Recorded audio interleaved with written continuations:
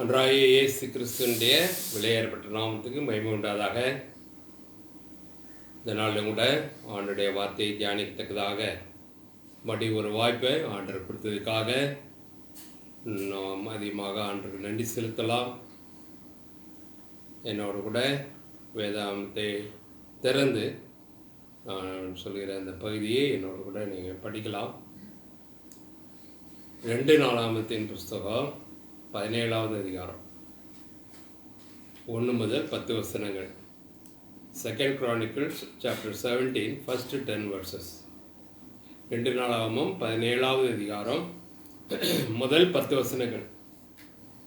அவன் ஸ்தானத்திலே அவன் குமாரனான யோசபாத் ராஜாவாகி இஸ்ரேலுக்கு விரோதமாய் பலப்பட்டான். அவன் யூதாவின் அரணான பட்டணங்களிலெல்லாம் இராணுவத்தையும் யூதா தேசத்திலும் தன் தகப்பனாகிய ஆசா பிடித்த எப்ராஹிமின் பட்டணங்களிலும் தானியங்களை வைத்தான். 3வது வசனம். கர்த்தர் யோசபாத்தோடு இருந்தார். அவன் பாகால்களை தேடாமல் தன் தகப்பனாகிய தாவீது 3 நாட்களில் நடந்த வழிகளில் நடந்து தன் தகப்பனுடைய தேவனை தேடி இஸ்ரவேலுடைய செய்கையின்படி நடவாமல் அவருடைய கற்பனைகளின்படி நடந்து கொண்டான். ஆகையால் கர்த்தர் அவன் கையில் ராஜ்யபாரத்தை திடப்படுத்தினார். யூதா கோத்திரத்தார் எல்லாரும் யோசபாத்துக்கு காணிக்கைகளை கொண்டு வந்தார்கள். அவனுக்கு ஐஸ்வர்யமும் கனமும் மிகுதியாய் இருந்தது. கர்த்தருடைய வழிகளில் அவன் இருதயம் உற்சாகம் கொண்டது. அவன் மேடைகளையும் விக்கிரக தோப்புகளையும் யூதாவையும் விட்டு அகற்றினான். 7வது வசனம். அவன் அரசாண்ட 3ஆம் வருஷத்தில் யூதாவின் பட்டணங்களிலே உபதேசம் பண்ணும்படிக்கு அவன் தன் பிரபுக்களாகிய பென்னாயினையும் உபதியாவையும் சகரியாவையும் நெதனேயேலையும் மிகாயாவையும் இவரோடு கூட செமாயா, நெதனியா, செபத்தியா, ஆசகேல், செமிரமோத், யோனத்தான், அதோனியா, தொபியா, தோபத்தோனியா என்னும் லேவியரையும் இவரோட கூட ஆசாரியரான எலிஷமாவையும் யோராமையும் அனுப்பினான். இவர்கள் யூதாவிலே உபதேசித்து கர்த்தருடைய வேத புஸ்தகத்தை வைத்து கொண்டு யூதாவின் பட்டணங்களெல்லாம் திரிந்து ஜனங்களுக்கு போய்த்தார்கள். யூதாவை சுற்றி இருக்கிற தேசங்களுடைய ராஜ்யங்களின் மேலெல்லாம் கர்த்தரால் உண்டான பயங்கரம் வந்ததினால் யோசபாத்தோடு யுத்தம் பண்ணாதிருந்தார்கள். வாசிக்கப்பட்ட இந்த பாகத்தை ஆண்டதாமே ஆசீர்வதித்து நம்மோடு கூட பேசுவாராக. இதன் மூலமாக ஆண்டவர் நமக்கு கற்றுக் கொடுக்கிற காரியங்களை நாம் கற்றுக்கொண்டு நம்முடைய வாழ்க்கையிலே அதை அபியாசப்படுத்த, அதை செயல்முறையிலே நடைமுறையிலே அதை நாம் பயன்படுத்த ஆண்டவர் உதவி செய்வாராக. இங்கே யோசபாத் ராஜாவை குறித்து நாம் வாசிக்கிறோம். அவன் தகப்பனாய ஆசா மரித்த பின் யூதாவுடைய ராஜாவாக யோசபாத்து ஆட்சிக்கு வருகிறான் என்று சொல்லி நாம் பார்ப்போம். முதல் வசனத்தில் பார்க்குறோம். அவன் தகப்பனாய ஆசாவுடைய ஸ்தானத்தில் அவன் குமாரனாய யோசபாத் ராஜாவாகி இஸ்ரவேலுக்கு விரோதமாய் பலப்பட்டான் என்று சொல்லி வாசிக்கிறோம். அவன் தானாக பலப்படவில்லை, ஆண்டவர் அவனை பலப்படுத்தினார் என்று சொல்லி பார்க்குறோம். 3வது வசனத்தில் தெளிவாக எழுதப்பட்டிருக்கிறது. 2 நாளாகமம் 17வது அதிகாரம் 3வது வசனம். கர்த்தர் யோசபாத்தோடு இருந்தார். கர்த்தர் யோசபாத்தோடு இருக்கும்போது அவன் எவ்வளோ பலசாலியாக மாற முடியும் இல்லையா? பாருங்கள், தாவீது கோலியாத்துக்கு ஏற்று அவனோடு கூட போரிடுவதற்காக போனான். கோலியாத்துக்கு ஒன்றுமே இல்லை, எந்த போர் ஆயுதங்கள் ஒன்றுமே கிடையாது. வயதிலே ரொம்ப சிறியவன், போர் பயிற்சி எதுவும் இல்லாதவன். கோலியாத்தை பார்க்கும்போது ஒரு தூசி மாதிரி இருந்தான். அவன் கையில் ஒரு கவனம், அடைப்பை பையில் ஒரு 5 கோலங்களும் தான் இருந்தது, வேறு ஒன்றுமே இல்லை. ஆனால் மகத்தான வெற்றியை அவன் பெற்றான் இல்லையா? கோலியாத்தை பார்த்து சவுலும் மற்ற எல்லா இஸ்ரவேலும் பயந்தார்கள். அவன் ஒரு அடி முன்னே எடுத்து வைத்தால் இஸ்ரவேல் ஜனங்களும் சவுலும் 4 அடி பின்னாக போனார்கள். அவ்வளோ பயம். ஆனால் தாவீதோடு கூட ஆண்டவர் இருந்ததினாலே அவனுக்கு பயமே இல்லை, கொஞ்சம் கூட பயம் இல்லை. மகத்தான வெற்றியை ஆண்டவர் தாவீதுக்கு கொடுத்தார் என்று சொல்லி நாம் பார்க்கிறோம். காரணம் என்ன? ஆண்டவர் தாவீதோடு கூட இருந்தார்.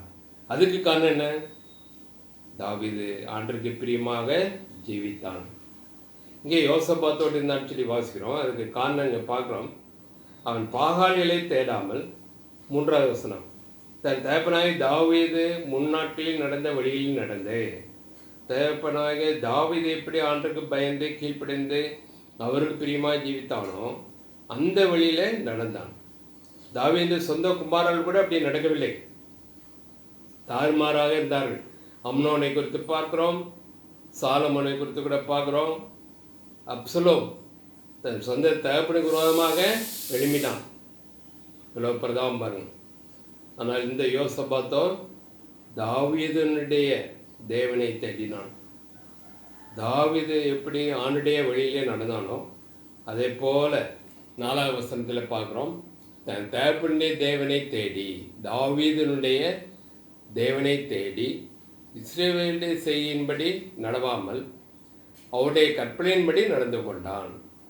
இப்போ யாரெல்லாம் ஆண்டரை தேடி அவரை நாடி அவரை சார்ந்து அவருக்கு கொடுத்த வசனத்தின்படி நடந்து கொள்கிறார்களோ அவளோடு கூட ஆண்டவர் கண்டிப்பாக இருப்பார் என்று சொல்லி நான் பார்க்குறோம். ஆண்டவர் நம்ம கூட இருக்கும்போது நமக்கு அசாத்தியமான பலனை தருகிறார்.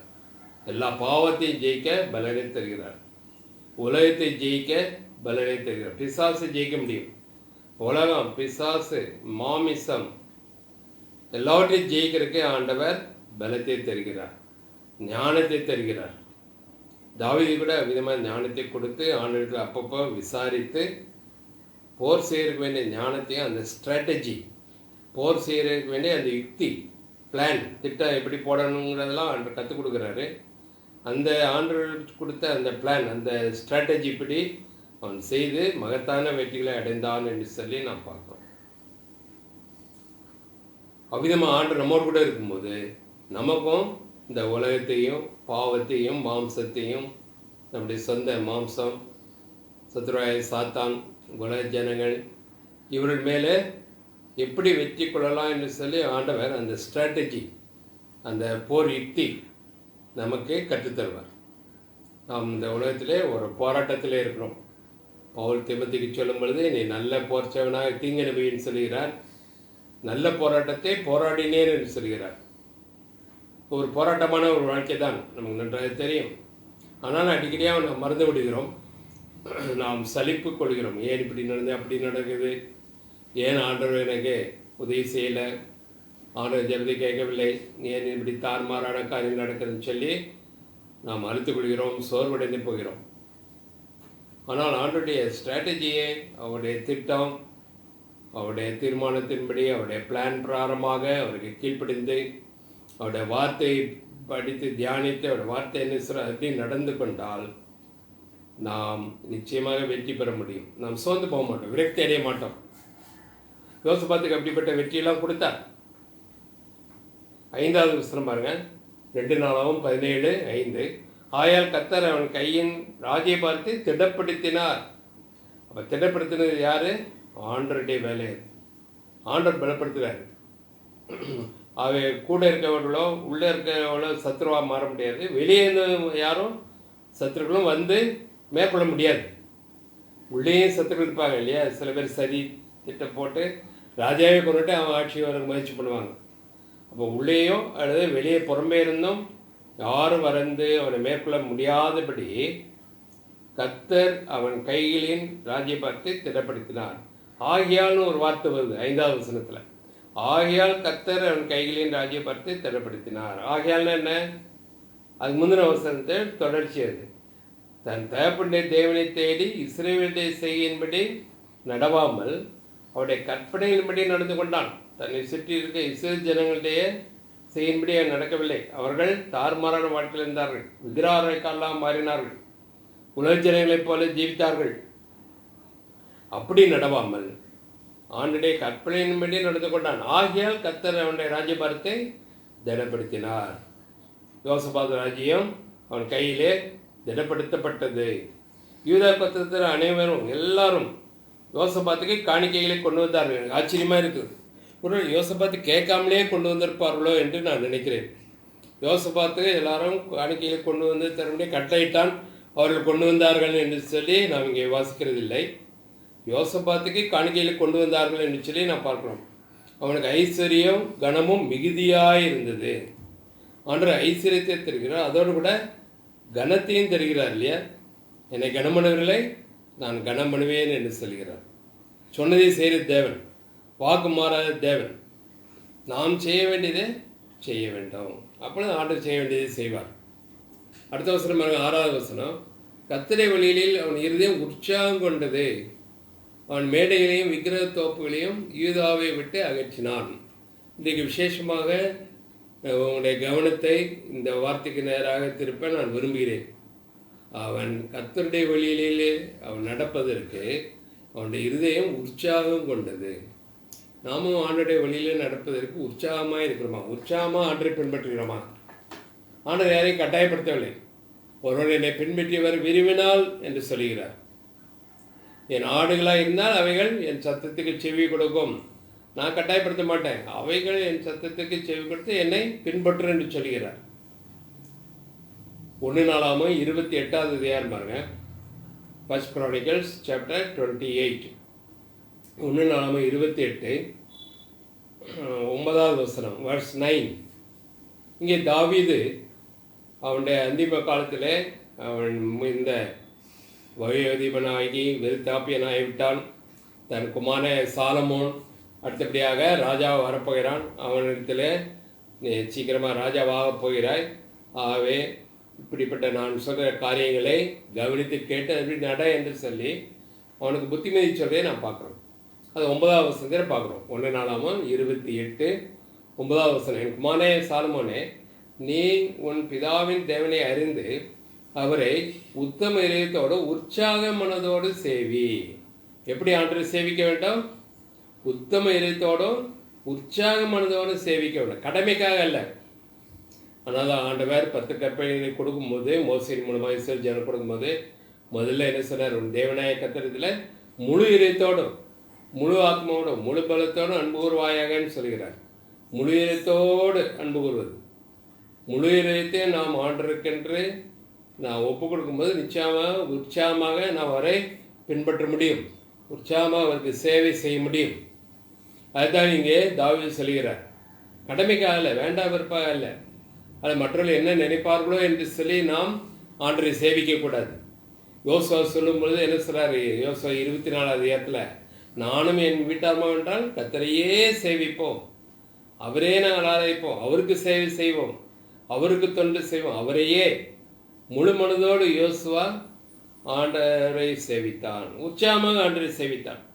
அதனால் ஆண்டவர் யோசுவாவை ஆசீர்வதித்தார். மோசேயை எல்லாரும் கனம் பண்ணது போல யோசுவாவையும் எல்லாரும் கனம் பண்ணும்படி ஆண்டவர் அவனை கனம் பண்ணினார் என்று சொல்லி நான் பார்க்குறோம். அது மாதிரி இங்கே 9வது வசனத்தில் தாவீது சாலமோனுக்கு புத்திமதியாக சொல்லும் பொழுது, என் குமாரே சாலமோனே, நீ உன் பிதாவின் தேவனை அறிந்து அவரை அறிய வேண்டிய விதமாக நீ அறிந்து கொள். பவுல் சொல்கிறார் அல்லவா பிலிப்பியர் 3, அவரை அறிய வேண்டிய விதமாக அறிந்து கொண்டால்தான் உற்சாகமாக பின்பற்ற முடியும். அவர் யார், எப்படிப்பட்டவர், அவருடைய தன்மை என்ன, நமக்கு என்ன செய்தார் என்பதை நாம் அறிந்திருக்க வேண்டும், ருசித்திருக்க வேண்டும், அனுபவித்திருக்க வேண்டும். அப்படி நிச்சயமாக நாம் உற்சாகமானதோடு அவரை பின்பற்ற முடியும், அவரை சேவிக்க முடியும், அவர் ஊழியம் செய்ய முடியும். இல்லாவிட்டால் நமக்கு அது வேண்டாம் வெறுப்பாக இருக்கும், கடமைக்காக செய்வோம், அழுத்துக்கிட்டு மன சலிப்போடு செய்வோம், அதனால் ஒரு பிரயோஜனம் இல்லை. அதனால் ஆண்டவன் மைப்படாது. அதுதான் இங்கே தாவீது தன் குமாரனாய சாலமோனுக்கு சொல்கிறான், என் குமாரனாய சாலமோனே, நீ உன் பிதாவின் தேவனை அறிந்து அவரை உத்தம இதயத்தோடும் உற்சாக மனதோடு சேவி. கர்த்தர் எல்லா இருதயங்களையும் ஆராய்ந்து நினைவுகளின் தோற்றங்களையெல்லாம் அறிகிறார். நீ அவரை தேடினால் உனக்கு தென்படுவார், நீ அவரை விட்டுவிட்டால் அவர் உன்னை என்றைக்கும் கைவிடுவார். நீ அவரை தேடினால் உனக்கு தென்படுவார், நீ ஆண்டரை விட்டுட்டேன்னா ஆண்டரும் உன்னை கைவிடுவார் என்று சொல்கிறார். அது இங்கே நாம் 2 நாளாகவும் 17வது யோசபாத்தை குறித்து நம்ம பார்த்தோம்ல. 2 நாளாகவும் 17வது அதிகாரத்தில் அவன் யோசபாத்து தேவனை தேடினான் என்று சொல்லி பார்க்குறோம். 4வது வசனத்தில் தன் தகப்பனுடைய தேவனை தேடி இஸ்ரவேலுடைய செய்கையின்படி நடவாமல் அவருடைய கற்பனையின்படி நடந்து கொண்டான். ஆகையால் கர்த்தர் அவன் கைகளில் ராஜ்யபாரத்தை திடப்படுத்தினார். ஆகையால் கர்த்தர் யோசபாத்தோடு இருந்தார். அவன் தகப்பனுடைய தேவனை தேடினான். இங்கே தாவீது சொல்லும் பொழுது, சாலமோனுக்கு சொல்லும் பொழுது என்ன சொல்றாரு? நீ உற்சாக மனதோடு சேவி. அவர் கர்த்தர் எல்லா இருதயங்களையும் ஆராய்ந்து நினைவுகளின் தோற்றங்களெல்லாம் அறிகிறார். நினைவினுடைய தோற்றத்தை கூட அறிகிறார். அது எப்படிப்பட்ட நினைவு? நம்முடைய இதயத்தில் இருக்கிற நினைவுல எப்படிப்பட்டதாக இருக்கிறது? நம்முடைய நினைவின் நோக்கம் என்ன? அதனுடைய என்னென்ன காரியங்களை நினைக்கிறோம், எதற்காக காரியங்களை செய்கிறோம், என்ன நோக்கத்தோடு ஒரு காரியத்தை செய்யணும்னு விரும்புகிறோம், அதெல்லாம் ஆண்டவர் அறிந்திருக்கிறார். அப்போ பயங்கரமான தேவன். நம்ம என்ன நோக்கத்தோடு ஒரு காரியத்தை செய்யணும்னு நினைக்கிறோமோ அதோட அவர் அறிந்திருக்கிறார். இது பழைய ஏற்பாட்டில் தாவீதே சொல்கிறார் பாருங்க. கர்த்தர் எல்லா இருதயங்களையும் ஆராய்ந்து நினைவுகளையும் தோற்றங்கள்லாம் அறிகிறார். நீ அவரை தேடினால் உனக்கு தென்படுவார். நீ அவரை தேடுற மாதிரி நடிக்க முடியாது, மாயமானம் பண்ண முடியாது. ஆண்டரே நான் வேணும், உலகத்தையும் நான் வச்சுக்கிறேன். நான் ஆண்டரையும் சேவிப்பேன், உலகத்தையும் சேவிப்பேன். சில பேருக்கு நான் முதல் ஆண்டரை பற்றி சொல்லும் பொழுது, சுவிசேஷத்தை சொல்லும் போது அவங்க என்ன சொல்லுவாங்க? பாருங்கள் சார், நான் எல்லாரையும் வச்சுருக்குறோம், எல்லோரும் எங்களுக்கு வேணும், இயேசுநாதரும் எனக்கு வேணும், எங்கள் தெய்வங்களும் எனக்கு வேணும், இயேசுநாதர் ஃபோட்டோவும் நாங்கள் வச்சுருக்கோம் அப்படின்னு சொல்லுவாங்க இல்லையா? அது ஆண்டரை தேடுவது அல்ல. முழு இதயத்தோடு, உத்தம இதயத்தோடு ஆண்டரை தேட வேண்டும். முழு இதயத்தோடு ஆண்டரை தேடுவதுன்னு சொன்னால் நம்முடைய முழு இதயம் அவருக்கு தான் சொந்தம். அதில் வேறு யாரையும் கொண்டாந்து உள்ள ஜாயிண்ட்டாக வைக்க முடியாது. எப்படி ஒரு பெண்ணுக்கு ஒருவன் தான் கணவனாக இருக்க முடியும். ஒரு 4 கணவன் தான் அந்த பெண்ணை குறித்து நாம் என்ன நினைப்பது? எவ்வளோ அசிங்கம் இல்லையா? அதே போல் மணவாளனாகி அவருக்கு நம்முடைய முழு இதயத்தை கொடுத்து அவரை தேட வேண்டும். கற்புள்ள கனியாக இருக்க வேணும்னு சொல்லி ஆண்டவர் எதிர்பார்க்கிறார். புத்தியுள்ள கனிகளுக்கு அடையாளம் அதுதான். புத்தியுள்ள கனிகள் என்ன செய்வாங்க? தங்களோட முழு இதயத்தையும் மணவாள்னு கொடுப்பாங்க. அங்கே வேறு யாருக்கும் இடம் கிடையாது. உலக ஆசாபாசங்கள், ஆசை இச்சைகள், உலக பாரம்பரியங்கள், சடங்காச்சாரங்கள், சொந்தக்காரங்க, அவங்களுக்குலாம் அங்கே இடம் கிடையாது. முழு இதயமும் ஆண்டவருக்கு தான் சொந்தம். அதுதான் இங்கே தாவீது சொல்கிறார். அருமையாக சொல்கிறார். 1:28-9 1 Chronicles chapter 28 verse 9. ரொம்ப வெரி யூஸ்ஃபுல் வேர்ட்ஸ், ரொம்ப பிரயோஜனமான ஒரு வசனம் அது. என் குமாரனே சாலமோனே, நீ உன் பிதாவின் தேவனை அறிந்து அவரை உத்தம இதயத்தோடு, எப்படிப்பட்ட இருதயம்? உத்தம இதயத்தோடு. பாதி இருதயம் ஆண்டருக்கு, பாதி இருதயம் எனக்கு, என் இஷ்டப்படி நடப்பேன், அதில் கொஞ்சம் உலக ஆசையும் வச்சுக்கிடுவேன், அப்படி அல்ல. அதே கள்ளங்கப்படமுள்ள ஒரு இருதயம். உத்தம இதயத்தோடு, முழு இதயத்தோடு, உற்சாக மனதோடு சேவி. கர்த்தர் எல்லா இருதயங்களும் ஆராய்ந்து நினைவின் தோற்றங்களாம் அறிகிறார். நீ அவரை தேடினால் உனக்கு தென்படுவார். நீ அவரை விட்டுவிட்டால் அவர் உன்னை என்றைக்கும் கைவிடுவார். 10வது வசனம். இப்போது எச்சரிக்கையாயிரு. பரிசுத்த ஸ்தலமாக ஒரு ஆலயத்தை கட்டுவதற்கு கர்த்தர் உன்னை தெரிந்து கொண்டார். நீ திடன் கொண்டு அதை நடப்பி என்று சொன்னான். ஆண்டவர் தெரிந்து கொண்டார் சாலமோனை. எதற்காக? அவருக்கு ஒரு ஆலயத்தை கட்டுவதற்காக. தாவீதுக்கு ரொம்ப வாங்கி இருந்தது ஆண்டருக்கு ஆலயத்தை கட்டணும்னு சொல்லி. நாத்தான் தீர்க்கதரிசிட்ட கூட சொல்கிறான். நாத்தான் தீர்க்கதரிசிட்ட பாரும், நான் எவ்வளோ கேதுரு மரத்தினால கட்டப்பட்ட அரண்மனையில் இருக்கிறேன், ஆண்டோட உடன்படிக்கை பற்றியோ கூடாரத்தில் இருக்குது, அவருக்கு ஒரு அழகான ஒரு ஆலயம் கட்டணுமே அப்படின்னு சொல்கிறான். அப்போது நாத்தான் தீர்க்கதரிசி என்ன சொல்கிறாரு? இப்படி இருபத்தின்படியெல்லாம் நீ செய்யும், ஆண்டர் மோடு கூட இருக்கிறாரு, உங்களுடைய இஷ்டப்படி செய்யும் அப்படின்னு சொல்கிறான். ஆனால் உடனே ஆண்டவர் நாத்தான்கிட்ட பேசுகிறாரு, இல்லை, அவன் எனக்கு ஆலயத்தை கட்ட மாட்டான், அவன் எனக்கு கட்ட வேண்டாம், அவனுடைய மகனாய சாலமோன் எனக்கு ஆலயத்தை கட்டுவான், அவனை நான் தெரிந்து கொண்டேன் என்று சொல்கிறார். அவனுடைய நாட்களில் சமாதானத்தை தர யுத்தம் இல்லாமல் இருக்கும், அமைதியை சமாதானமாக இருந்தால் தான் ஆலயத்தை கட்ட முடியும் இல்லையா? அவனுடைய கவனம்லாம் திசை திருப்பப்படாமல் இருக்கும். அதனால் உன் குமாரனாய சாலமோன் தான் எனக்கு ஆலயத்தை கட்டுவான், நான் அவனை தெரிந்து கொண்டேன், அந்த வேலைக்காகவே தெரிந்து கொண்டேன்னு சொல்கிறார். அது மாதிரி உங்களையும் என்னையும் கூட ஆண்டவர் தெரிந்து கொண்டிருக்கிறார். எதற்காக? அவரை சேவிக்க, அவருக்கு ஊழியம் செய்ய, அவருக்கு சாட்சியாக. இந்த பொல்லாத உலகத்தில் அக்கிரமமும் அநியாயமும் நாளுக்கு நாள் அதிகமாக கொண்டே போகிறது. இப்படிப்பட்ட இந்த பொல்லாத உலகத்தில் எப்படி கொரோனா வைரஸ்னால அதிகமாகிட்டே போகுது அல்லவா அதுபோல் அக்கிரம அநியாயம் கூட நாள் அதிகமாகிக் கொண்டே போகுது. அப்படிப்பட்ட இந்த உலகத்தில் நாம் உத்தம இதயத்தோடு உற்சாகமான மனதோடு அவரை சேவிப்பதற்காக தெரிந்து கொண்டார். அதுதான் இங்கே தாவீது ஞாபகப்படுத்துகிறான்.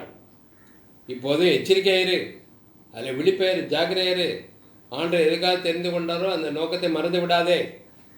பரிசுத்த ஸ்தலமாக ஒரு ஆலயத்தை கட்டுவதற்கு கர்த்தர் உன்னை தெரிந்து கொண்டிருக்கிறார், அதை நீ மறந்து விடாதே. அதுக்கு இப்போ உன்னை மறந்து விடும்படி உன்னுடைய கவனத்தை திசை திருப்பபடியாக அநேக காரியங்கள் வரும். அது எல்லாவற்றையும் ஒதுக்கி விட்டு நீ திடன் கொண்டு அதை நடப்பி என்று சொல்கிறான். அதில் கண்ணுங்கருத்துமாக இருந்து ஜாக்கிரதையாக இருந்து ஏற்ற காலத்தில் ஆண்டவர் கொடுத்த பிளான் பிரகாரம் அந்த திட்டத்தின்படி ஆண்டவருக்கு என்ன இந்த ஆலயத்தை கட்டி முடிக்க வேண்டும். அதுக்காக தான் ஆண்டவர் உன்னை தெரிந்து கொண்ட நோக்கத்தை மறந்து விடாதே. இன்றைக்கி அநேக ஊழியக்காரர்கள் விசுவாசிகளும் கூட அழைக்கப்பட்ட அழைப்பை மறந்து தாங்கள் தெரிந்து கொள்ளப்பட்டதை மறந்து ஜீவிக்கிறார்கள். எவ்வளோ துக்கமான ஒரு காரியம். ஏசாயா கூட ஆண்டவர் தெரிந்து கொண்டிருப்பார், ஆனால் அவன் சேஷ்டபுத்திர பாகத்தை அசட்டை பண்ணினான். தன் சகோதரனுக்கு அதை விற்று போட்டான் ஒரு நேர கூழுக்காக. அதனாலே ஆண்டரை அவனை வெறுத்து தள்ளினார் என்று சொல்லி நான் பார்க்குறோம். அது மாதிரி சவுல் ராஜா கூட ஆண்டவர் தெரிந்து கொண்டார் தான். அவன் கீழ்ப்படியாமையினாலே தன்னுடைய அழைப்பை ஆண்டவர் தெரிந்து கொண்டதிலேயும் அவன் இழந்து போனான். முதல் ராஜாவாக ஆண்டவர் தெரிந்து கொண்டார். எவ்வளோ பெரிய பாக்கியம் சவுலுக்கு. அதை மறந்தான். அழைக்கப்பட்ட அழைப்பை மறப்போம் என்று சொன்னால் பிசாசு சீக்கிரமாக நம்மை அவனுடைய வழியில் கொண்டு போய் விடுவான். அழைக்கப்பட்ட அழைப்பை நாம் மறந்து விடுவோம். அவை உற்சாகமாக செய் அப்படின்னு சொல்லி இங்கே தாவீது தன்னுடைய குமாரனாகிய சாலமோனுக்கு நினைவு கொடுத்துரை பார்க்குறோம். அவரை தேடினால் அவர் உனக்கு தென்படுவார் சொல்கிறார். அவரை உத்தம இதயத்தோடும் உற்சாகமானதோடு செய்வீங்கிறார். இங்கே யோசபாத் ராஜா கூட உற்சாகமாக இலாக்கரை செய்தான்னு சொல்லி நான் வாசிக்கிறோம். 2 அதிகாரம் பாருங்க. 2 அதிகாரம் 6வது வசனம் படித்தோம். கர்த்தருடைய வழியில் அவன் இருதயம் உற்சாகம் கொண்டது. உற்சாகம் கொண்டதுனால என்ன செய்தான்? ஆண்டவருக்கு பிரியமில்லாத காரியங்கள், தேசத்தை தீட்டுப்படுத்தக்கூடிய காரியங்கள் எல்லாவற்றையும் நீக்கினான். அவன் மேடைகளையும் விக்கிரத்தோப்புகளையும் யூதாவை விட்டு அகற்றினான். அதுக்கு பிறகு தான் அரசாண்ட 3ஆம் வருஷத்தில் யூதாவின் பட்டணங்களிலே உபதேசம் பண்ணும்படிக்கு ஆண்டவருடைய வார்த்தையை தன்னுடைய ஜனங்கள் உபதேசம் பண்ணும்படிக்கு ஆட்களை தெரிந்து கொண்டு, பிரபுக்களையும் ஆசாரியர்கள் எல்லாம் தெரிந்து கொண்டு அவர்களை ஜனங்கள் மத்தியிலே அனுப்பி ஆண்டவருடைய வசனங்களை, அவருடைய கற்பனைகள், கட்டளைகளை உபதேசிக்க முடியாது செய்தான். அது தெரிந்தால்தான் அதில் அவர் கீழ்ப்படிந்து அதில் நிலைத்திருக்க முடியும் இல்லையா? அப்படிப்பட்ட காரியங்கள்லாம் அவன் செய்தான்னு சொல்லி நாம் பார்க்குறோம். 9வது வசனம் பாருங்க. 2 நாளாகவும் 17:9 இவர்கள் யூதாவிலே உபதேசித்து கர்த்தருடைய வேத புஸ்தகத்தை வைத்துக்கொண்டு யூதாவின் பட்டங்களெல்லாம் தெரிந்து ஜனங்களுக்கு போதித்தார்கள். இப்போ ஜனங்களுக்கு ஆண்டவருடைய வார்த்தையை போதித்தாதான் ஆண்டவருக்கு பிரியமானது எது, ஆண்டவருக்கு பிரியமில்லாத காரியம் எதுன்னு கண்டுபிடிக்க முடியும். யாருமே எடுத்து சொல்லாவிட்டால் ஜனங்கள் எப்படி தெரியும்? அந்த காலத்தில் இந்த மாதிரி பைபிள்லாம் கிடையாது, பிரிண்டிங்கு, புக்கு, பேப்பரு எதுவுமே கிடையாது. இந்த ஆசாரியர்களும் இந்த லேவியர்கள் தான் அதை எடுத்து அவர்களுக்கு படித்து காட்ட வேண்டும். 1 அல்லது 2 தோல் சுருள் தான் இருக்கும். அதில் தான் ஆண்டவருடைய வார்த்தையெல்லாம் எழுதப்பட்டிருக்கும். அந்த தோல் சுருளில் எழுதப்பட்டதை அவர் ஜனங்களுக்கு உபதேசிக்க வேண்டும். அதுதான் நாம் 9வது வசனத்தில் பார்க்குறோம். இவர்கள் யூதாவிலே உபதேசித்து கர்த்தருடைய வேத புஸ்தகத்தை வைத்து கொண்டு யூதாவின் பட்டணங்கள் எல்லாம் தெரிந்து ஜனங்கள் போய்த்தார்கள். 10வது வசனம். யூதாவில் சுற்றி இருக்கிற தேசங்களுடைய ராஜ்யங்களில் எல்லாம் கர்த்தரால் உண்டான பயங்கரம் வந்ததினால் யோசபாத்தோடு யுத்தம் பண்ணாது இருந்தார்கள். எவ்வளோ பெரிய ஆச்சரியமான ஒரு காரியம், எவ்வளோ பெரிய சிலாக்கிய யோசபாத்து கிடைத்திருப்பாங்க. யோசபாத்த என்னுடைய தாசன், அவன் நான் தெரிந்து கொண்ட ராஜா, அவன் மேலே யாரும் மோதாயிங்க, யாரும் அவனுக்கு யுத்தத்துக்கு வரக்கூடாது. யோசபாத்துக்கு சமாதானம் எப்பொழுது இருக்க வேண்டும் என்பதற்காக யூதாவை சுற்றி இருக்க தேசங்களுடைய ராஜ்யங்களின் மேல் எல்லாம் கர்த்தரால் உண்டான பயங்கரம் வந்ததால், அதனால் அவர் மிகுந்த பயத்தோடு அந்நிய ஜனங்கள், அவர் சுற்றி இருக்கிற மற்ற ஜனங்கள், பெலிஸ்தர்கள், மோவாபியர்கள், அம்மோன் புத்திரர்கள், பாபிலோனியர்கள், இப்படி கிரேக்கர்கள், இப்படி எத்தனையோ பேர் இருந்திருக்கலாம். ஏத்தியர்கள், ஏனோக்கியர்கள், எபூசி, இப்படி எவ்வளோ பேரை பார்க்குறோம். அது மேலே அந்த கர்த்தரால் உண்டான பயங்கரம் வந்ததினால் யோசேப்போடு யுத்தம் பண்ணாது இருந்தார்கள். கர்த்தரால் உண்டான பயங்கரம் எப்படி ஆண்டவர் அதை சீதத்தில் ஒருவேளை கல்மலையை அனுப்பினாரா என்று தெரியல. ஏதோ ஒரு விதத்தில் அவர் மத்தியில் ஒரு பயத்தை கொடுத்தார். ஆகா, இது யோசபாத்தும் இந்த யூதாஜனும் ஆண்டுடைய ஜனங்கள், அவரை நாம் தொடக்கூடாது, தொட்டால் நமக்கு தான் ஆபத்து என்று சொல்லி பயத்தை உண்டு பண்ணினார். இன்றைக்கும் கூட பாருங்கள், இஸ்ரேல் நாட்டை சுற்றி எத்தனையோ முஸ்லீம் நாடுகள், அரபு நாடுகள்லாம் இருக்கின்றன. ஆனாலும் அந்த இஸ்ரேல் ஜனங்கள் டைரெக்டாக நேரடியாக அவளை போய் போர் செய்வதற்கு பயப்படுறாங்க, யோசிச்சுட்டே இருக்கிறாங்க. ரஷ்யா கூட எவ்வளவோ ஆயத்தம் பண்ணி எவ்வளோ நாட்கள் ஆகிவிட்டது. படையெல்லாம் கொண்டு வந்து எல்லையில் கொண்டு வந்து நிறுத்திருக்கிறான் ரஷ்யாக்காரன் இஸ்ரேல் நாட்டை தாக்க இருக்கு. ஆனால் இன்னும் தாக்க ஆரம்பிக்கல.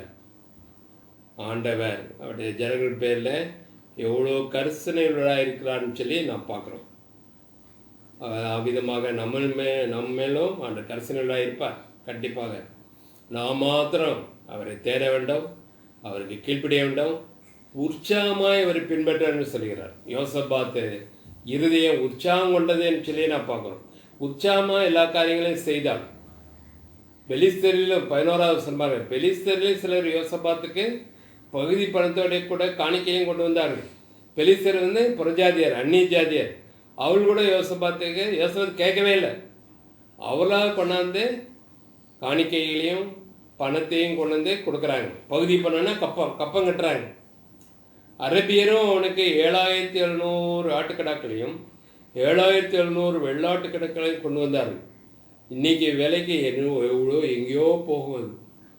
ஒரு கிலோ கறி 700 ரூபா சொல்கிறான்ல. அப்போது ஒரு ஆடு 7000 8000 ரூபா இருக்கும். இங்கே எவ்வளோ ஆடு கொண்டாந்து கொடுக்காம பாருங்கள். அரபியர்கள் கொடுத்தாங்களாம் யோசபாத்துக்கு 7700 ஆட்டுக்கடா, இன்னொரு 7700 வெள்ளாட்டுக்கடா கொண்டு வந்தார்கள். 12வது வசனம். இப்படியே யோசபாத் வர வர மிகவும் பெரியவனாகி யூதாவிலே கோட்டைகளையும் ரஸ்துக்களையும் வைக்க பட்டணங்களையும் கட்டினான். நாடு நாள் பலசாலியாக மாறிக்கிட்டே போகிறான். 13வது வசனம். யூதாவின் பட்டணங்களில் பெரிய வேலைகளை நடத்தினான். எருசலேமிலே பராக்கிரமசாலியான சேவர்கள் அவனுக்கு இருந்தார்கள். அதுக்கு அடுத்த வசனங்கள்லாம் பார்த்தீங்கன்னா ஒவ்வொரு படைத்தலைவன்கிட்டையும் 2 லட்சம் 3 லட்சம் பராக்கிரமசாலியான போர் வீரர் இருந்தாருன்னு சொல்லி பின்னாடி வர்ற வசனங்கள்லாம் நாம் படிக்கிறோம். 18வது வசனம் பாருங்க. அவனுக்கு உதவியாக யோசபாத் இருந்தான்னு சொல்லி நாம் பார்க்கிறோம். பென்யமீனிலே இருந்த எலியாதா என்னும் பராக்கிரமசாலி ஒரு இருந்தான். அவங்ககிட்ட 2 லட்சம் பேர் இருந்தாங்க. அவனுக்கு உதவியாக யோசபாத் இருந்தான். அவனிடத்துல சேவத்துக்கு ஆயுத பாணிகள் 180,000 பேர் இருந்தார்களாம். கடைசி வசனம். ராஜா யூதா எங்குமுள்ள அரணான பட்டணங்களில் வைத்தவர்களை தவிர இவர்களே ராஜாவை சேவித்தவர்கள். இப்படி எண்ணற்றவர்கள் யோசபாத் ராஜாவை சேவித்தார்கள் என்று சொல்லி நான் பார்க்குறோம். இதுக்கெல்லாம் காரணம் யோசபாத் ராஜா உற்சாகமாக முழு இதயத்தோடு உற்சாகமாக ஆண்டரை தேடினான், ஆண்டரை பின்பற்றினான் என்று சொல்லி நான் பார்க்குறோம். யாத்ராகமத்தின் புஸ்தகம் 25வது அதிகாரம் பாருங்க. Exodus chapter 25. யாத்ராகமம் 25வது அதிகாரம்.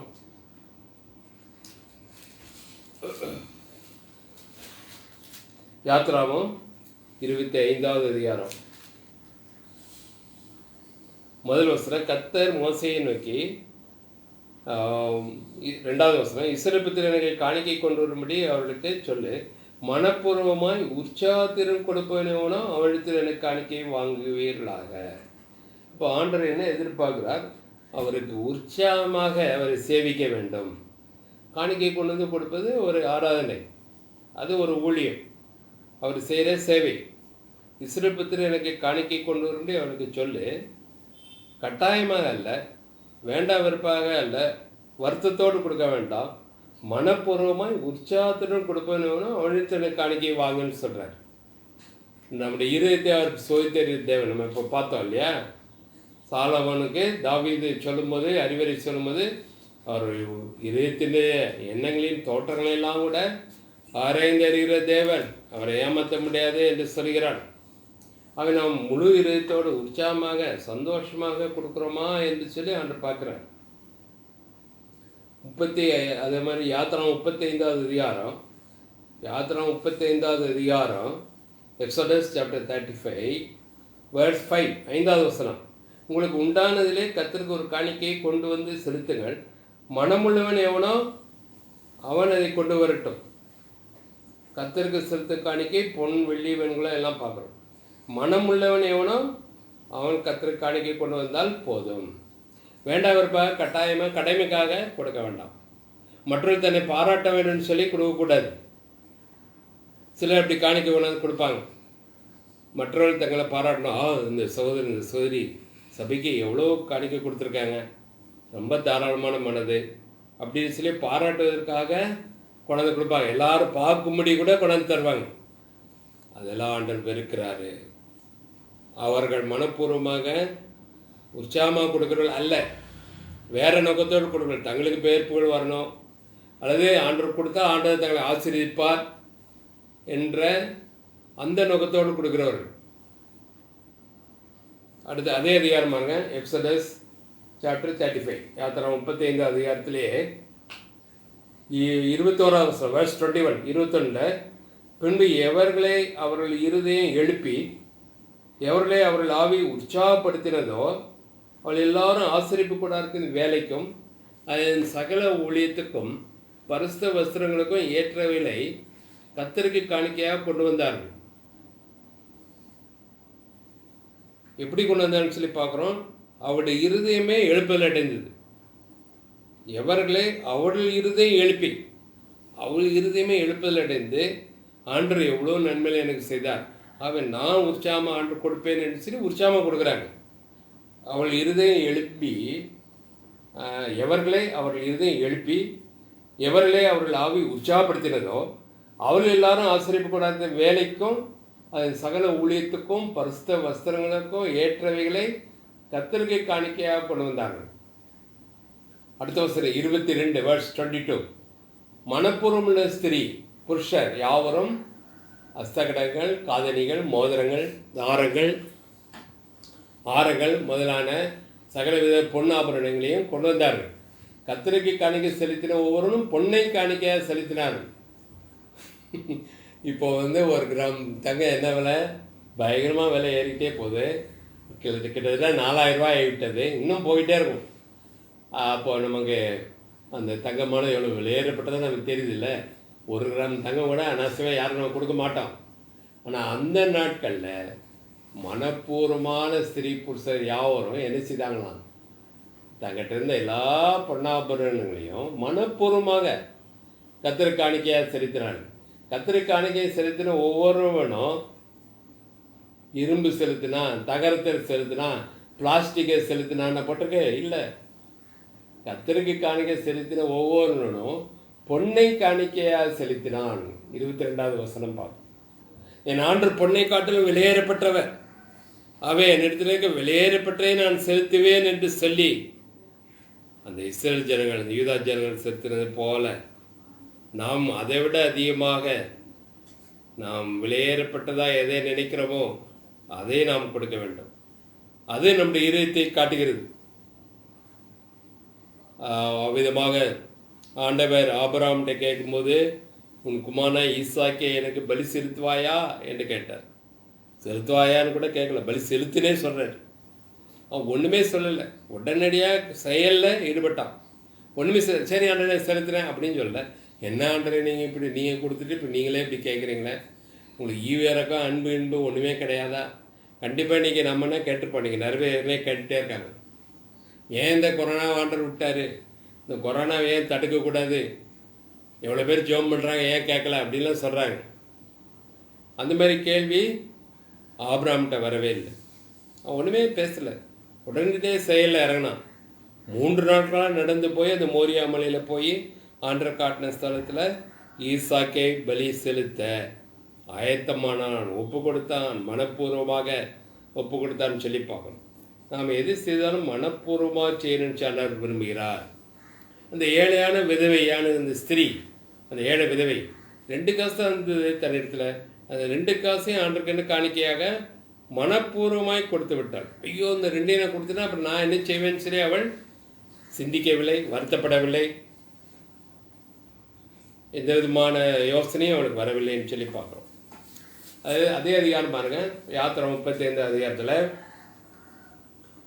24 வசனம், வெள்ளியும் வெண்கலத்தையும் கொடுக்கத்தக்க யாவரும் அவைகளை கர்த்தருக்கு காணிக்கையாக கொண்டு வந்தார்கள். பற்பல வேலைகளுக்கு உதவும் சித்தி மரத்தை தங்கள் வைத்திருந்த யாவரும் அவைகளை கொண்டு வந்தார்கள். 25வது வசனம், ஞான இருதயம் உள்ள ஸ்திரீகள், என்ன இருதயம்? ஞான இருதயம். ஞான இருதயம் உள்ள ஸ்திரீகள் எல்லாரும் தங்கள் கையினால் தாங்கள் நூற்ற நூலையும் இள நீல நூலையும் இரத்தாம்பர நூலையும் சிவப்பு நூலையும் மெல்லிய பஞ்சுகளையும் கொண்டு வந்தார்கள். எந்த ஸ்திரீகளுடைய இருதயம் ஞான எழுத்தில் அடைந்ததோ அதில் எல்லாரும் வெள்ளாட்டு மயிரை திரித்தார்கள். இதோ ஆண்டுக்கு காணிக்கை கொண்டது மாத்திரமல்ல, வேலையும் செய்தார்கள். அந்த ஆசரிப்பு கூடத்துக்கான வேலை என்னென்ன தேவைப்படுகிறதோ அதெல்லாம் தன் கைப்பட வேலை செய்தார்கள், மனப்பூர்வமாய் செய்தார்கள். தன்னுடைய உழைப்பையும் கொடுத்தார்கள்.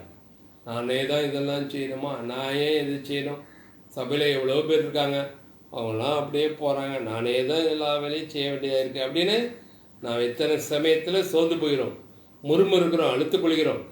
ஆனால் இங்கே பார்க்குறோம், ஞான இறுதியுள்ள ஸ்திரீகள் எல்லாரும் தங்கள் கையினாலே தாங்கள் நூற்ற இளநீல நூலையும் இரத்தாம்பர நூலையும் சிவப்பு நூலையும் மெல்லிய பஞ்சு நூலையும் ஆசிரிப்பு கூடத்துக்கென்றே கொண்டு வந்தார்கள், வேலை செய்தார்கள் சொல்லி பார்க்குறோம். அப்படி பெசலைகளை ஆண்டு தெரிந்து கொள்கிறார். அவனும் ஆசிரிப்பு கூடாரத்தில் எல்லா விதமான வேலைகளையும் செய்தான்னு சொல்லி நான் வாசிக்கிறோம். பெசலையிலே ஆண்டு தெரிந்து கொண்டார். அது 36வது அதிகாரம் பாருங்க, எக்ஸோடஸ் 36, யாத்திரை 36வது அதிகாரத்தில் 1வது வசனம், அப்பொழுது பரிசுத்த ஸ்தலத்துக்கு திருப்பணிகளுக்கு எடுத்த சகல வேலையிலையும் கர்த்தர் கற்பித்தபடியெல்லாம் பெசலேயேலும் அகோலியாபும் செய்ய அறியும்படிக்கு கர்த்தரால் ஞானமும் புத்தியும் பெற்ற விவேக இருதயமுள்ள மற்ற அனைவரும் செய்ய தொடங்கினார்கள். பெசலேயேலையும் அகோலியாபையும் கர்த்தரால் ஞானம் அடைந்த அந்த வேலைகளை செய்ய வரும்படி தங்கள் இதயத்தில் எழுப்படைந்த ஞான இருதயத்தாராகிய எல்லாரையும் மோசே வரவழைத்தார். எல்லாருக்கும் ஆண்டவர் அந்த ஞானமுள்ள இருதயத்தை கொடுத்தார். அந்த வேலையை எப்படி செய்வேன்னு சொல்லி அவளுக்கு ஞானத்தை கொடுத்தார். அவள் மனப்பூர்வமாக உற்சாகமாக ஆசிரிப்பு கூடத்துக்கண்டு தங்களை அர்ப்பணித்து வேலை செய்ய வரும்பொழுது அதுக்கு வேண்டிய எல்லாம் ஞானத்தை தருகிறார். அதுக்கு வேண்டிய ஸ்கில், திறமையை தர்றாரு. பெசிலையிலே அப்படி தான் தெரிந்து கொண்டார். அகோலியாபை தெரிந்து கொண்டார். அவளுக்கு வேண்டிய ஞானத்தை கொடுத்தார். ஆகவே ஏதோ காணிக்கை கொடுத்தது மாத்திரம் இல்லை, தங்களுடைய சேவை, தங்களுடைய உடல் உழைப்பையும் கொடுத்தார்கள். ஆண்டவர் வீட்டுக்காக தங்களை முழுவதுமாக அர்ப்பணித்தார்கள் என்று சொல்லி நான் பார்க்குறோம். அவர் ஆண்டவர் இப்படி அந்த ஆசிரிப்பு கூடத்தை செய்யணும்னு சொன்னாரோ அதெல்லாம் கவனமாக கவனித்து மோசையே அந்த ஜனங்களுக்கு போய்த்தபடியே கவனமாக எல்லாவற்றையும் செய்து முடித்தார்கள் என்று சொல்லி பார்க்குறோம். அதுக்கு அடுத்தாப்புல உள்ள அதிகாரங்கள்லாம் நீங்கள் பார்த்தீங்கன்னா தெளிவாக தெரியும். அதை பிறகு நீங்கள் வீட்டில் படிக்கலாம். ஆகவே நான் சொல்ல வந்தது முக்கியமாக உற்சாகமான இருதயம், உற்சாகமான ஆவி, முழு மனதோட காரியங்களை செய்வது, அதைத்தான் ஆண்டவர் எதிர்பார்க்கிறார். சங்கீதம் 51 சங்கீதக்காரன் சொல்கிறான், அவன் பாவம் செய்த பிறகு பாவத்தில் விழுந்த பிறகு துக்கத்தோடு அறிக்கையை செய்கிறான். அப்பொழுது ஒரு வசனம், இங்கே அருமையான ஒரு வசனம் வருகிறது. எஸ்ஐயா 51வது அதிகாரம்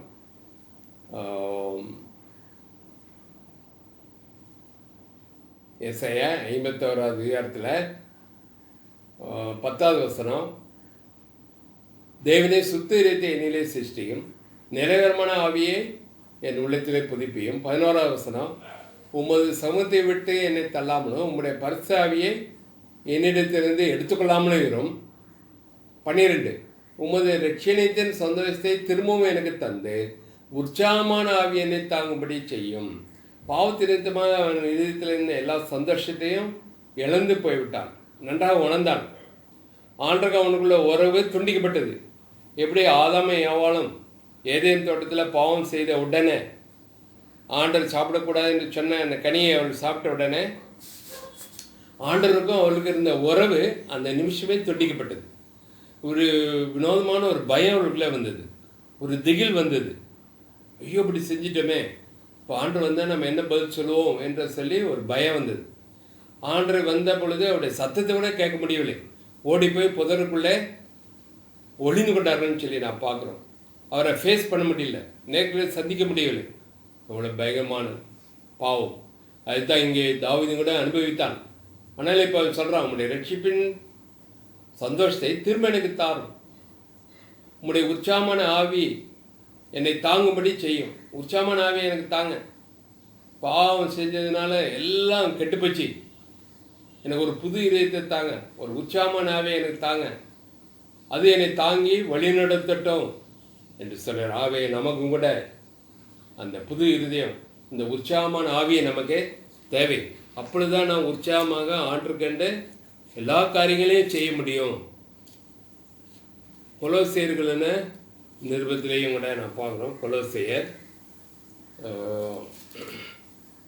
4ஆம் அதிகாரம், கொலோசியர் 3ஆவது அதிகாரம், கொலோசியன்ஸ் சாப்டர் 3 verse 24-25.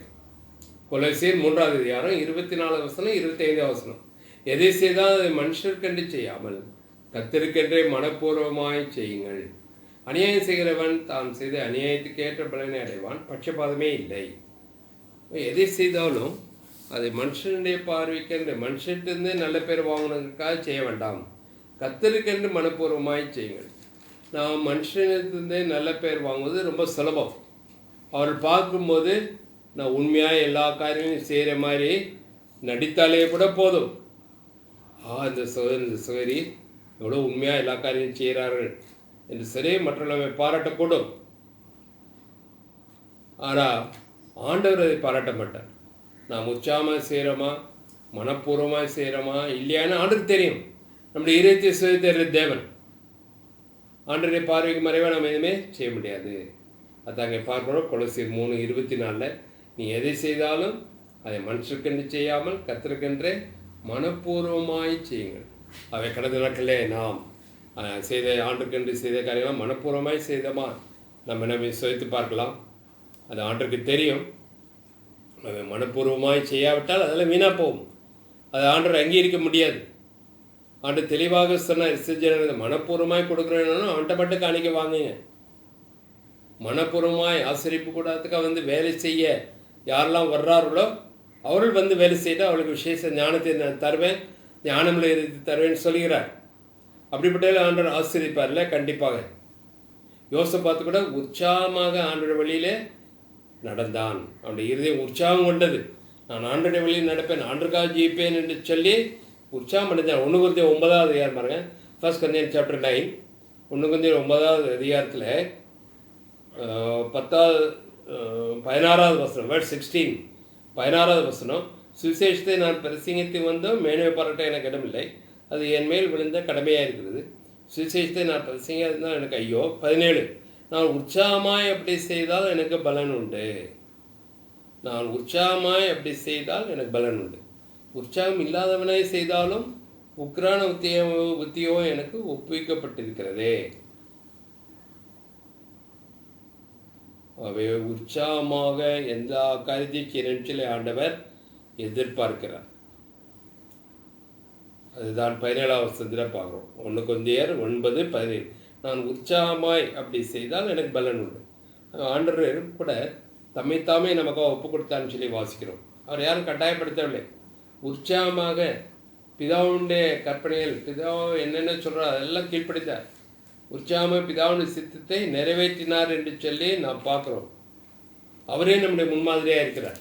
உற்சாகமாக தம்மைத்தாமே ஒப்பு கொடுத்தார். அவ்விதமாக நாமும் கூட உற்சாகமாக நம்மை ஆற்றுக்கு ஒப்பு கொடுத்து எல்லா காரியங்களும் ஆற்றுக்கண்டு செய்வோம். மற்றவர்களுடைய பாராட்ட வேண்டும் என்பதற்காக செய்யக்கூடாது. மற்றவர்களிடத்தில் பேரும் புகழும் வர வேண்டும் அப்படிங்கிறதுக்காக செய்யக்கூடாது. வேண்ட விருப்பமும் செய்யக்கூடாது. கடமைக்கென்னு செய்யக்கூடாது.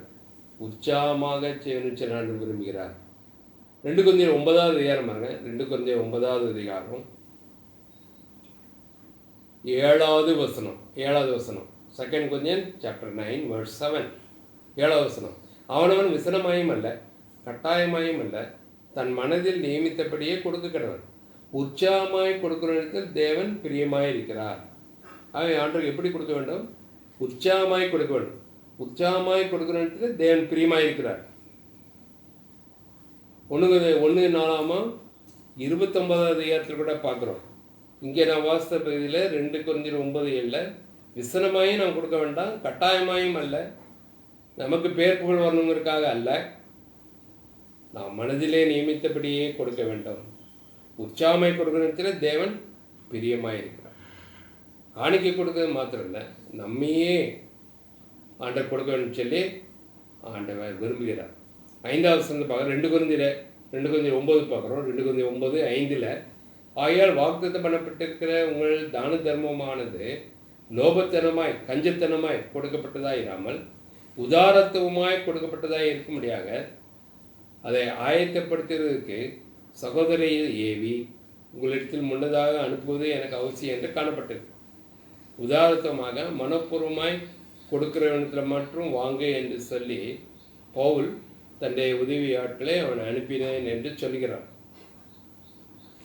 அதுமா 1:4 29 ஃபர்ஸ்ட் கிரானிக்கல்ஸ் சாப்டர் 29 1:4 29 ஆலயத்தை கட்டுவதற்காக தாவீது கூட உற்சாகமாக உதாரத்தமாக மனப்பூர்வமாக முழுமனதோடு தன்னிடத்திலிருந்த பொண்ணு வெள்ளி எல்லாவற்றையும் அவன் கொடுக்கிறான். அது 1:4 29 நான் வாசிக்கிறோம். 3வது வசனம், இன்னும் என் தேவனுடைய ஆலயத்தின் மேல் நான் வைத்திருக்க வாஞ்சியினால பரிசு ஆலயத்துக்காக நான் சமுதாயத்தை அனைத்தையும் தவிர எனக்கு சொந்தமான பொன்னையும் வெள்ளியும் என் தேவனுடைய ஆலயத்துக்கு என்று கொடுக்கிறேன். மற்ற ஜனங்கள் கொடுப்பதற்கு முன்பாக அந்த ஜனங்களுக்கு ஒரு முன்மாதிரியாக தாவீது காணப்படுகிறான். அவன் மனப்பூர்வமாக உற்சாகமாக முழு மனதோடு கூட ஆண்டுடைய ஆலயத்தின் மேல் உள்ள வாஞ்சியினாலே நான் என் இடத்தில் இருந்த என் சொந்த பொண்ணு வெள்ளி எல்லாவற்றையும் ஆண்டுடைய ஆலயத்துக்கு என்று கொடுக்கிறேன்னு சொல்கிறான். அதுக்கப்புறம் ஜனங்கள்தே கேட்குறான். 5வது வசனம் 1:4 29:5 இப்போது உங்களில் இன்றைய தினம் கர்த்தருக்கு தன் காணிக்கைகளை செலுத்த மனப்பூர்வமானவள் யார் என்று கேட்கிறான். அப்பொழுது பிரபுக்கள் எல்லா வம்ச தலைவர்களும் 1000 பேருக்கு அதிபதிகள் 100க்கு அதிபதிகள் ராஜாவின் வேலைக்காரர் பிரபுக்களும் மனப்பூர்வமாய் தேவனுடைய ஆலயத்தின் வேலைக்கென்று தேவனுடைய ஆலயத்தை கட்டுவதற்காக தங்களது வெள்ளி பொண்ணு வெண்கலம் எல்லாவற்றையும் கொண்டாந்து கொடுத்தாரு என்று சொல்லி நான் பார்க்குறோம். 9வது வசனம், இப்படி மனப்பூர்வமாய் கொடுத்ததுக்காக ஜனங்கள் சந்தோஷப்பட்டார். உத்தம இதயத்தோடு உற்சாகமாய் கர்த்தர் கொடுத்தாரு. தாவீது ராஜா மிகவும் சந்தோஷப்பட்டார். அருமையான வசனம் 9வது வசனம். ஃபர்ஸ்ட் கிரானிக்கல் சாப்டர் 29:9 1:4 29:9 ஜனங்கள் எப்படி கொடுத்தார்களாம்? மனப்பூர்வமாய் கொடுத்தார்கள். அதுக்காக அவர் சந்தோஷப்பட்டார். மனப்பூர்வமாய் கொடுத்ததுக்காக சந்தோஷப்பட்டார்கள். வேற எப்படி கொடுத்தார்களாம்? உத்தம இதயத்தோட உற்சாகமாய் கர்த்தருக்கு கொடுத்தார்கள். தாவீது ராஜாவும் மிகவும் சந்தோஷப்பட்டான். ஜனங்களாம் உற்சாகமாக உத்தம இதயத்தோடு ஆண்டு கொடுத்தனாலே தாவீது ராஜாவும் சந்தோஷப்பட்டானோ. நான் அப்போஸ்தலர் நடபடியில் 5வது அதிகாரத்தில் வாசிக்கிறோம். அனனியா சப்பீராவை குறித்து வாசிக்கிறோம். எல்லா அப்போஸ்தலர்கள் சீஷர்கள் விசுவாசிகள்லாம் மனப்பூர்வமாக உத்தம இதயத்தோடு தங்களுக்கு இருக்கிறத அப்படியே கொண்டாந்து கொடுத்தாங்க. ஆனால் அனனியா சப்பீரா என்ன செய்தார்கள்? வஞ்சித்து ஒரு பகுதியை வைத்து விட்டு உத்தம இதயத்தோடு அவர் கொடுக்கவில்லை. கள்ளங்கபடமுள்ள இதயத்தோடு கொடுத்தார்கள். பொய் சொன்னார்கள். தங்களுடைய சொத்தை விற்று அதில் ஒரு பகுதியை வீட்டில் வைத்து விட்டு மீதியை கொண்டாந்து கொடுத்து முழுவதையும் கொடுத்த மாதிரி நடித்தார்கள். நடித்தது மாத்திரம் சொன்னார்கள். பேதர் கேட்குறான், இவ்வளவு தான் விட்டீர்களா? ஆமாம் அப்படிங்கிறாங்க. இவ்வளவு தான் எங்களுடைய நிலத்தெல்லாம் விட்டோம், விட்டு முழு தொகையும் உங்கள்கிட்ட கொண்டாந்து கொடுத்துட்டோம், ஆர்டர் கொடுத்துட்டோம் அப்படின்னு பொய் சொல்கிறாங்க. மறைத்து வைத்தது வேற, பொய் வேற சொல்கிறாங்க. 2 பாவம். அப்போ அவர் உத்தம இதயத்தோடு கொடுத்தான்னு சொல்ல முடியுமா? கண்டிப்பாக சொல்ல முடியாது. கள்ளம் கபடமுள்ள இதயத்தோடு வஞ்சிக்கிற இதயத்தோடு கொடுத்தார்கள். யாரை வஞ்சித்தார்கள்? சீஷரை வஞ்சித்தார்கள் அவர் நினைத்து கொண்டார்கள். அவர்கள் சீஷரை வஞ்சிக்கவில்லை, அப்போஸ்தலரை அவர்கள் வஞ்சிக்கவில்லை. அனனியாவும் சப்பீராவும் ஆண்டரை வஞ்சித்தார்கள். அதனால் சீஷர்களோ அப்போஸ்தலரோ அவளை அடிக்கலை. அவளை அடித்தது யார்? ஆண்டரை வஞ்சித்ததுனால ஆண்டரை அவர்களை அடித்தார். அந்த இடத்திலே அவர்கள் செத்தார்கள் என்று சொல்லி நான் பார்ப்போம். அவங்க 1:4 பார்க்குறோம். மனப்பூர்வமாய் கொடுத்ததினாலே ஜனங்கள் சந்தோஷப்பட்டார்கள். உத்தம இதயத்தோடு உற்சாகமாய் கர்த்தருக்கு கொடுத்தார்கள். தாவீது ராஜாவும் மிகவும் சந்தோஷப்பட்டார். 10வது ஆகையால் தாவீது சபை அனைத்து கண்களுக்கு முன்பாகவும் கர்த்தருக்கு ஸ்தோத்திரம் செலுத்தி சொன்னது, எங்கள் தகப்பனாகிய இஸ்ரவேலின் தேவனாய கர்த்தாவே, சதாகளிலும் தேவரீருக்கு ஸ்தோத்திரம் உண்டாவதாக. ஆண்டரை புகழ்ந்து ஆண்டரை ஆராதிக்கிறான். எல்லா மகத்துவமும் ஜெயமும் உடையவைகள், ஐஸ்வர்யம் கனமும் உம்மாலே வருகிறது. உம்முடைய கருத்திலிருந்து வாங்கி உமக்கு கொடுத்தோம் என்று சொல்கிறார். விதமாக மனப்பூர்வமாய் கொடுப்பதற்கு நான் எம்மாத்திரம் நினைச்சுக்கிறேன். 14 வசனம், 1:14 இப்படி மனப்பூர்வமாய் கொடுக்கும் திராணி உண்டாவதற்கு நான் எம்மாத்திரம், என் ஜனங்கள் எம்மாத்திரம், எல்லாம் உம்மால் உண்டானது. உம்முடைய கருத்திலிருந்து வாங்கி உமக்கு கொடுத்தோம் என்று சொல்கிறான். உமக்கு முன்பாக நாங்கள் எங்களுடைய பிரபுக்கள், எங்களுடைய பிதாக்கள் எல்லாரையும் போல நாங்களும் கூட அரதேசிகளும் பரதேசிலுமாக இருக்கிறோம். பூமியின் மேல் எங்கள் நாட்களில் ஒரு நிழலை போல இருக்கிறது. நிலைத்திருப்போம் என்று நம்பிக்கை இல்லை. உம்முடைய கிருபையினாலே நாங்கள் கொடுத்தோம். இப்படி உத்தமமான இதயத்தோடு கொடுப்பதற்கு நான் ஏமாத்தோம். எல்லாம் உம்முடைய கருத்திலிருந்து வாங்கி உங்களுக்கு கொடுத்தோன்னு சொல்லுகிறான். தன்னை தாழ்த்துகிறான். அதனால் ஆண்டர் தாவீதையும் அந்த ஜனங்களையும் ஆசீர்வதித்தான்னு சொல்லி நான் பார்க்குறோம். ஆகவே ஆண்டர் நமக்கு உதவி செய்வாராக. நம்ம எதை செய்தாலும் ஆண்டருக்கென்று உற்சாகமாக செய்யலாம். முழு மனதோடு செய்வோம். ஆண்டரை ஆராதிப்பது முழு மனதோடு ஆராதிக்கலாம். ஆண்டர் கொடுக்கறதுக்கு முழு மனதோடு கொடுக்கலாம். நம்முடைய நேரத்தை ஆண்டர் கொடுக்கலாம். ஆண்டருக்கு சேவை செய்வதில் கூட உற்சாகமாக முறுமுறுப்பு இல்லாமல் முழு மனதோடு ஆண்டரை சேவிக்கலாம், சேவை செய்யலாம். விசர்ஜனம் அப்படிதான் செய்தார்கள். ஆசிரியப்பு கூடத்தில் எல்லாரும் வேலை செய்தார்கள். காணிக்கை கொடுத்தது மாத்திரமில்லை, எல்லாரும் வேலை செய்தார்கள். அது மாதிரி எஸ்ரா நெகேமியா காலத்தில் பார்த்தீங்கன்னா அந்த இடிக்கப்பட்ட எருசலேமின் அலங்கத்தை அவள் திருப்பி எடுத்து கட்டும் பொழுது எல்லாரும் உற்சாகமாக, ஸ்திரீகளும் புருஷர்களும் உற்சாகமாக வேலை செய்தார்னு சொல்லி பார்க்குறோம். ஒரு கையில் ஆயுதம் பிடித்து கொண்டு இன்னொரு கையினால அவர் அலங்கத்தை கட்டினார்கள். பகலாக வேலை செய்தார்கள். எவ்வளோ உற்சாகமாக செய்தால் பாருங்கள். எழும்பி கட்டுவோம் வாருங்கள் என்று நெகேமியா குரல் கொடுத்தவன எல்லாரும் உற்சாகமாக அந்த அலங்கத்தை கட்டு வேலையில் ஈடுபட்டார்னு சொல்லி நான் பார்க்குறோம். அதுமான உற்சாகமான இருத்தை நமக்கு தருவாராக. முழு மனதோடு அவரை சேவிக்கலாம். நம்முடைய முழு இருத்தை ஆண்டுக்கு கொடுக்கலாம். உலகப்பிரான ஜனங்களை பின்பற்ற வேண்டாம். உலகத்துக்கு கொஞ்சம் இடத்தை நம்ம இருதயத்தில் கொடுக்கக்கூடாது. அதை ஆண்டர் வெறுக்கிறாரு. அது ஒரு விக்கிரக ஆராதனைக்கு சமம். அதை ஆண்டர் வெறுக்கிறார். உன் இதயத்தை நீயே வச்சுக்கன்னு சொல்லுவார். நீ எனக்கு தேவையில்லைன்னு சொல்வார். அவை ஆண்டர் நமக்கு உதவி செய்வாராக. மனப்பூர்வமாய் உற்சாகமாக முழு இருத்தோடு ஆண்டரை சேவிக்கலாம். ஆண்டு வர்ற வரைக்கும் உண்மையாக இருப்போம்.